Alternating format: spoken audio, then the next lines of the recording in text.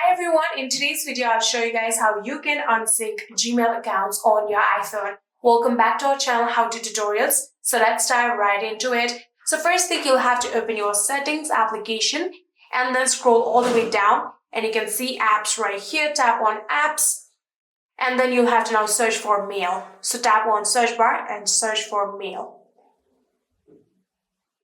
Here you can see mail, tap on it. And then you can tap on mail accounts right here. So after tapping on mail accounts here, you can get your email addresses that you have synced. So here you can see this is the first email address. I don't want this to be synced, so I'm going to tap on it.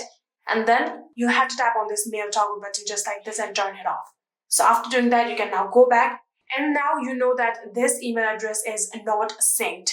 And similarly, if you don't want this another email address to be synced, you'll have to again tap on it and then again disable this email just like this and go back and you're all done. So like this, if you just don't want the overall Gmail to be synced with your Apple Mail, you'll have to tap on this Gmail right here.